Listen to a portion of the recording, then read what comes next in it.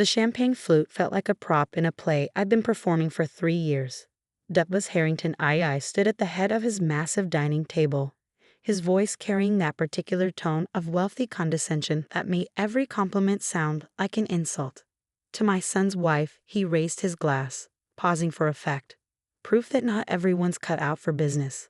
The laughter rippled around the table, my mother-in-law Margaret's tinkling giggle, brother-in-law James's snort, his wife Patricia's knowing smirk. Even the teenagers, my nieces Emma and Chloe, joined in with the casual cruelty of those raised to believe their last name meant something. But she makes excellent cranberry sauce, Margaret added, as if throwing me a bone. Some people are meant for the kitchen, not the boardroom. I smiled sweetly, the same expression I perfected over 3 years of Harrington family gatherings. Thank you, Margaret. I do try. My husband Christopher squeezed my hand under the table, his version of support, which never quite extended to actually defending me out loud. He'd given up that fight 2 years ago, after his father had spent an entire Easter brunch explaining why my little marketing job was just a hobby compared to real business. How is the job search going, Sarah? Patricia asked with fake concern. Still looking for something suitable? I'm exploring opportunities, I said vaguely, cutting my prime rib with careful precision. Translation, still unemployed, James muttered, loud enough for everyone to hear.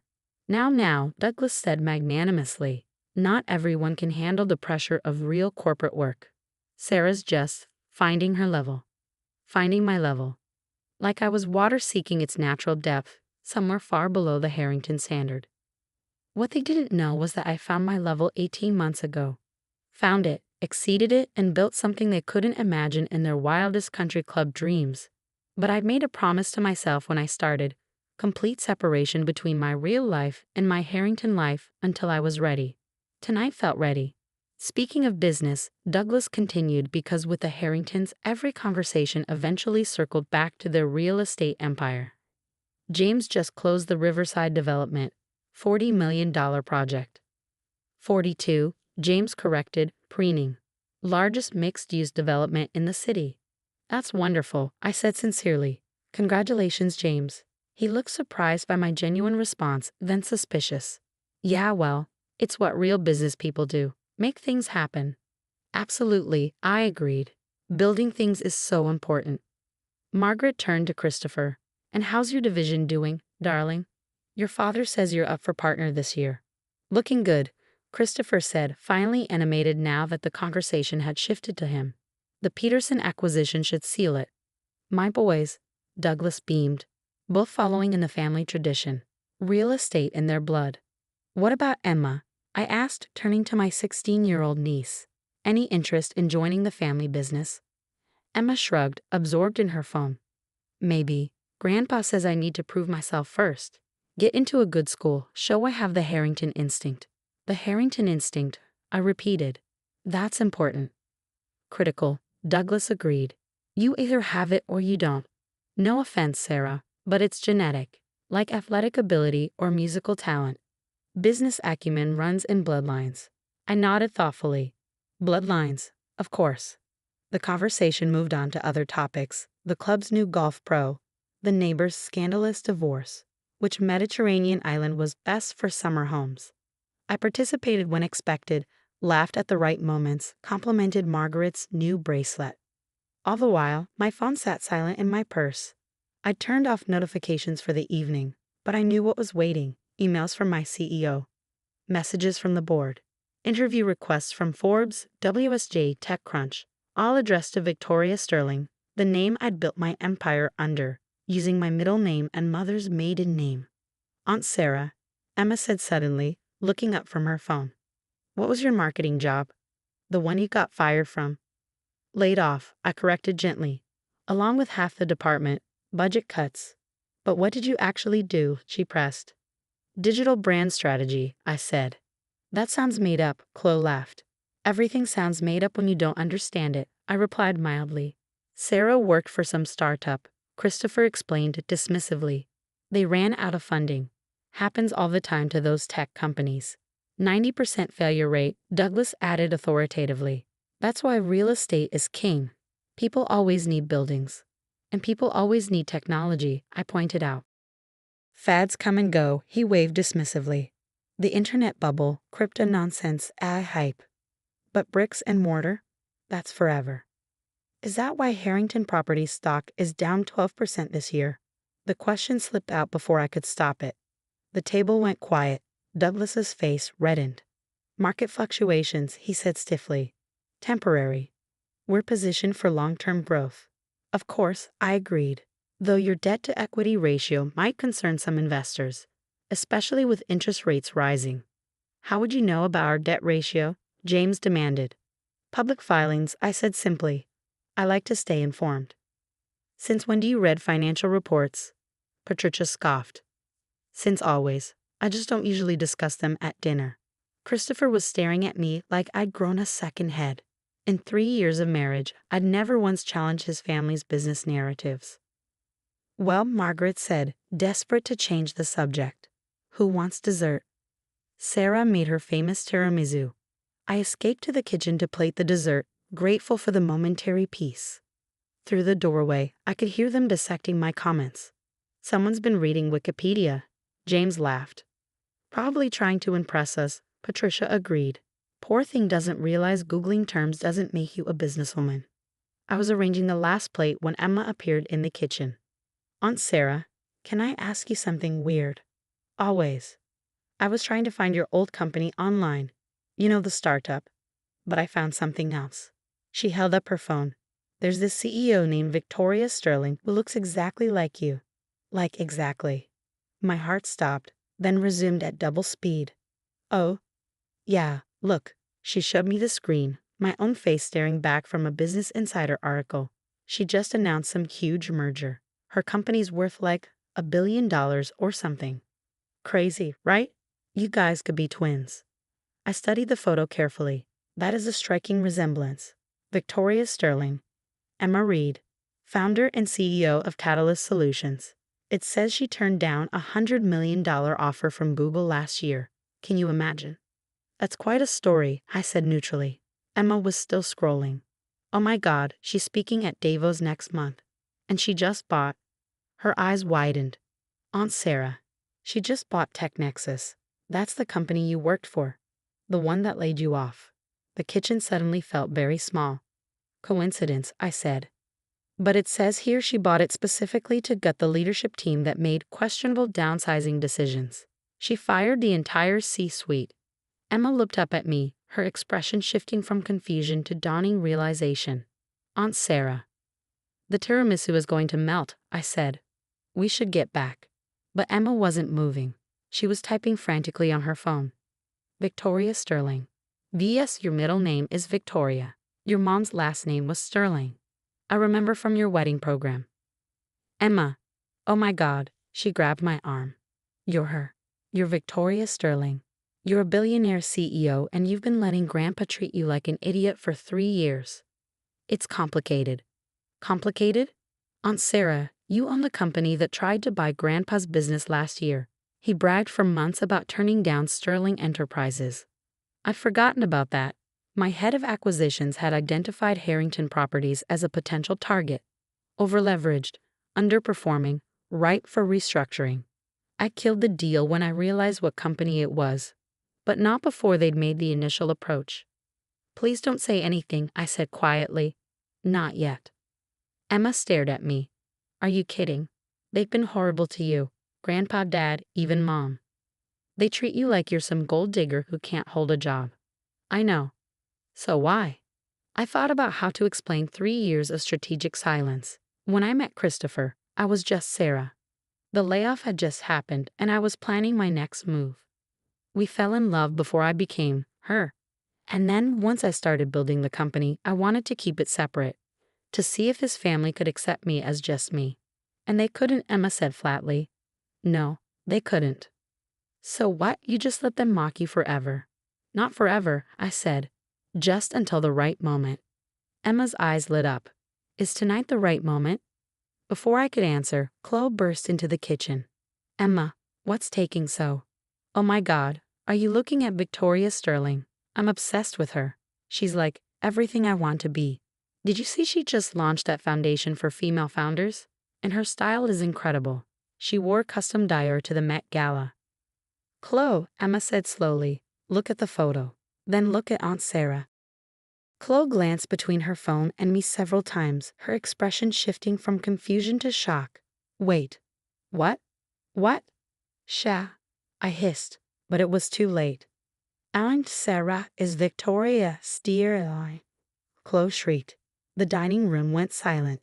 Then came the sound of chairs scraping, footsteps approaching. Christopher appeared first, his face a mix of confusion and concern. What's going on? Why is Chloe screaming? Behind him, the entire Harrington clan crowded into the kitchen doorway. Douglas looked annoyed at the disruption. Margaret clutched her pearls. James and Patricia wore matching expressions of irritation. The girls are being dramatic about something, I said calmly, though my heart was racing. Dramatic? Emma held up her phone. Grandpa, you know how you're always talking about Victoria Sterling? The tech CEO who tried to buy your company. Douglas's expression soured. That vulture. What about her?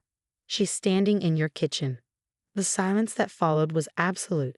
Then James laughed, a harsh, disbelieving sound. Right? Sarah is secretly a billionaire. Good one, Emma. Look at the pictures, Emma insisted, shoving her phone at him. James took the phone dismissively, then froze. His eyes darted between the screen and me. This is some kind of joke. Google it, Chloe said. Victoria Sterling, Catalyst Solutions. Look at the images, read the bio. Middle name Victoria, mother's maiden name Sterling. Started the company 18 months ago, right after Aunt Sarah got laid off. Patricia snatched the phone, her face cycling through emotions as she scrolled. This can't be real. It's not, Douglas said firmly. This is absurd. Sarah can barely hold a job, much less run a billion-dollar company. I set down the dessert plate I'd been holding. Why is that absurd, Douglas? He turned to me, his face red. Because I know you. 3 years of family dinners and you've never once shown any business acumen. You got fired from a junior marketing position. Laid off, I corrected. Along with 40% of the marketing department when the new CEO decided to streamline operations. That CEO, by the way, is now looking for a new job himself after I bought the company and reviewed his performance. You bought TechNexus. Christopher's voice was faint. Last month, it was undervalued due to poor leadership decisions, like laying off their best talent to make quarterly numbers look better. This is ridiculous, Douglas blustered. If you were Victoria Sterling, why hide it? Why let us mock me, belittle me? Tell me repeatedly that I wasn't cut out for business. I pulled out my phone, opening my actual email. Would you like to see the interview request from the Financial Times? Or the board meeting agenda for tomorrow? Or maybe the contract to speak at Davos? Margaret sank into a kitchen chair. You're serious. Completely. But you make cranberry sauce, she said weakly. I also made $300 million last year. Turns out you can do both. James was frantically Googling on his phone. His face went pale as he read. Jesus Christ, Catalyst Solutions, valued at $1.2 billion in the last funding round. Major contracts with Microsoft, Amazon. He looked up. You turned down Google. Their offer was insulting. $100 million was insulting. Patricia's voice cracked. For a company projected to be worth $5 billion in 3 years? Yes. Douglas hadn't moved, hadn't spoken. He stood frozen in the doorway, his worldview visibly crumbling. The Harrington instinct, he said finally. You said business acumen was genetic. I did. My mother built her own consulting firm from nothing. My grandmother was one of the first female CPAs in the state. Turns out business acumen can run in bloodlines that don't have penises attached. Sarah, Margaret gasped. What? We're all thinking it. Christopher finally found his voice. Why didn't you tell me? I turned to my husband, this man who'd never once defended me, never once suggested his family might be wrong about my worth. I tried. Remember 6 months ago when I said I had exciting news about work? You said, that's nice, honey, and went back to talking about your golf game. But I would have. What? Suddenly respected me. Stood up to your father. Told your family to stop treating me like hired help who happened to marry up. That's not fair. isn't it? I pulled up my photo gallery, scrolling to pictures from various events. Here's me at the Fortune 500 CEO Summit. You thought I was at a marketing conference. Here's me ringing the opening bell at NYSE when we announced our Series B. You thought I was visiting my sister. Here's me with the President's Council on Technology. You thought I was at a spa weekend. Each photo was a nail in the coffin of their assumptions. You lied to us, Douglas said, grasping for moral high ground. I told you I was exploring opportunities. I said I was working on something big. I mentioned my interest in technology dozens of times. You just never listened. Because you presented yourself as what? A normal person. Someone who didn't need to brag about achievements at every family dinner. I looked around the kitchen at their stunned faces. I gave you 3 years to see me as a person worth respecting regardless of my net worth. You failed. Emma, who'd been recording everything on her phone, whispered, "This is better than Netflix." "The Sterling Enterprises offer," Douglas said suddenly. "Last year. That was you." My acquisitions team identified Harrington Properties as a potential target. Overleveraged, family-run businesses often are. I killed the deal when I realized it was your company. "Why?" James demanded. "Because unlike you, I don't believe in destroying family, even family that treats me like the help." "We never," Patricia started.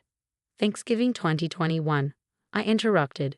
"You asked me to serve the wine because Sarah's so good at that sort of thing." "Christmas 2022. I spent 3 hours in the kitchen while you all discussed business, then Margaret thanked me for knowing my place." "Easter this year, Douglas made me move tables at the club because the one I chose was for members who matter." Each memory landed like a slap. "Tonight's toast," I continued. "Proof that not everyone's cut out for business." "You're right, Douglas. Not everyone is. For instance, someone who overleverages assets in a rising interest rate environment isn't cut out for business. Someone who turns down partnership offers out of pride isn't cut out for business. Someone who judges capability based on gender and marriage status definitely isn't cut out for business." "Are you threatening us?" Douglas's voice was cold. "I'm stating facts. Your company is struggling. You need capital and strategic guidance. Sterling Enterprises is still interested, but now the offer won't be as generous, and it comes with conditions." "What conditions?" "New leadership, starting with the board. Turns out I do have some ideas about the real estate industry, revolutionary ones even." The kitchen felt like a pressure cooker. Christopher looked like he might faint. His parents seemed to have aged a decade in 10 minutes. James and Patricia were still staring at their phones, probably calculating my net worth. But it was Emma who broke the silence. "This is the coolest thing that's ever happened in this family," she announced. "Aunt Sarah, sorry Victoria, can I intern at your company?" "When you're 18, I promised." "Will you teach me?" Chloe asked eagerly. "Like, how to build something from nothing." "If you're willing to learn." "I don't understand," Margaret said plaintively. "If you're so successful, why stay with Christopher? Why endure our condescension, mockery, casual cruelty?" I looked at my husband, who seemed to be questioning everything. "Because I loved him. And I hoped that eventually his family might see value in me beyond my bank account or business success.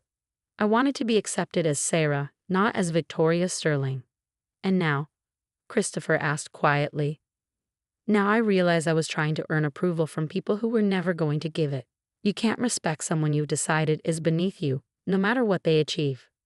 Douglas finally spoke, his voice strained. "What happens now?" "I gather my purse, my coat, my dignity. Now I go home. Tomorrow I run my company. Next week I close the Tech Nexus integration. Next month I speak at Davos. And sometime after that, my lawyers will send over a revised offer for Harrington Properties. You should probably accept it." "And us?" Christopher asked. "Our marriage." "That's a conversation for later, when you've decided whether you're married to Sarah, the failed marketer, or Victoria, the CEO. Though honestly, the fact that it matters makes the answer pretty clear." I headed for the door, then paused. "Oh, and Margaret? The cranberry sauce recipe is my grandmother's.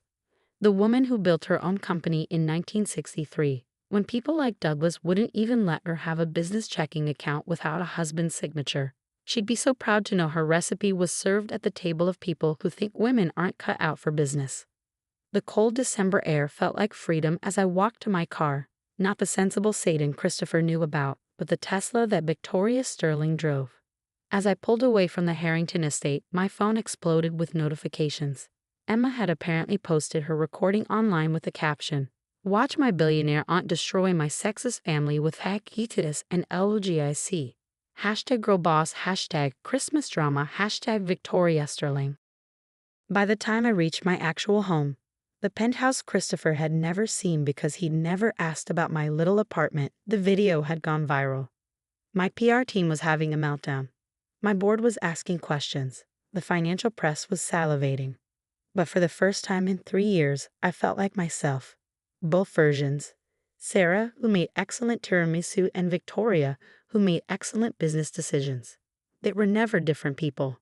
The Harringtons just couldn't see past their own assumptions to notice. My phone rang. Christopher. I let it go to voicemail. Tomorrow there would be lawyers and decisions and probably a very public divorce. Tonight, I opened a bottle of wine. The good stuff, not the grocery store brand I brought to Harrington dinners, and toasted my grandmother's picture on the mantel. To knowing your worth, I said, even when, especially when, nobody else does. The city sparkled below my windows, full of possibility and promise. Somewhere in those lights, Douglas Harrington was probably still insisting this was all a mistake, a misunderstanding, a joke. But the market would open tomorrow, and Sterling Enterprises stock would take up another few points on news of the TechNexus acquisition. The Harrington instinct for business was about to meet the Sterling instinct for justice. And despite what they'd always believed, mine was genetic too.